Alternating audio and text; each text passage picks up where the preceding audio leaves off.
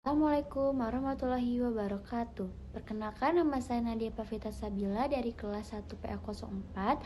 Di sini saya akan menjelaskan tentang belajar sosial kognitif, teori belajar menurut Kohler pada contoh kasus hewan cimpanse, teori belajar menurut Pavlov, teori belajar menurut Skinner tentang reward dan punishment.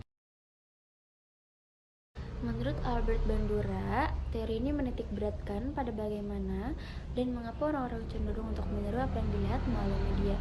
Teori ini juga terfokus pada kapasitas kita untuk belajar dengan mengalami secara langsung. Proses belajar melalui pengamatan ini bergantung pada sejumlah faktor, meliputi faktor kemampuan subjek untuk memahami dan mengingat apa yang ia lihat, mengidentifikasi karakter bermedia, dan berbagai hal yang membimbing kepada proses pemodelan perilaku. Teori sosial kognitif adalah salah satu teori yang paling sering digunakan untuk meneliti media dan komunikasi massa. Contohnya yakni ketika anak-anak meniru apa yang dilakukan orang tuanya. Misalnya, ayah dan ibunya rajin membersihkan rumah dan menolong orang lain, sehingga anaknya pun akan belajar melalui proses pengamatan dan akan meniru perilaku ini seperti membersihkan rumah dan menolong orang lain. Teori belajar menurut Kohler pada contoh kasus hewan simpanse itu adalah melalui eksperimen Wolfgang Kohler. Insight in learning dapat diamati ketika mempelajari perilaku pemecah masalah pada simpanse. Dalam satu percobaan pada simpanse yang lapar, setelah simpanse diberi 2 tongkat pendek dengan pisang jauh dari jangkauan, insight in learning akhirnya terjadi. Insight in learning juga diawali dengan proses trial dan error. Tetapi dari peristiwa tersebut akhirnya dicapai suatu pemahaman. Classic conditioning atau pengkondisian atau persyaratan klasik adalah proses yang ditemukan Pavlov melalui percobaannya terhadap anjing.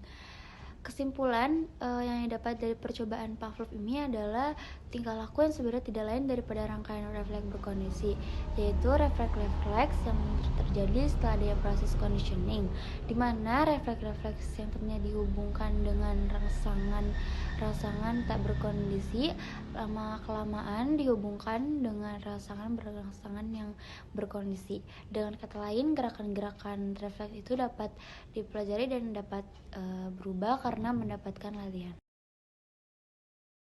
Metode reward dan punishment merupakan suatu bentuk teori penguatan positif yang bersumber dari teori behavioristik.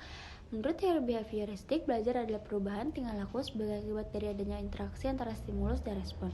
Reward atau penghargaan merupakan respon terhadap suatu tingkah laku yang dapat meningkatkan kemungkinan kembali tingkah laku tersebut. Contoh reward dibagi menjadi 2, yaitu yang pertama ada verbal. Bentuk penghargaan verbal bisa diberikan pada pencapaian peserta didik dengan suatu tindakan spontan berupa pujian seperti wah hebat ya kamu atau lainnya. Yang kedua ada non verbal. Bentuk penghargaan non verbal bisa dengan simbol atau gerakan anggota tubuh seperti misal tepuk tangan, menepuk bahu, atau menunjukkan jempol dan atau lainnya. Hukuman dalam pandangan teori behavioristik adalah konsekuensi yang tidak menyenangkan yang digunakan untuk melemahkan perilaku. Hukuman merupakan konsekuensi yang diberikan guru dalam rangka memperlemah perilaku negatif peserta didik dengan harapan bahwa perilaku tersebut tidak terulang kembali. Hukuman yang diberikan biasanya berupa stimulus yang tidak menyenangkan. Jenis hukuman yang diberikan guru adalah yang pertama pengurangan skor atau penurunan peningkat, yang kedua ada pengurangan hak, dan yang ketiga adalah hukum atau denda.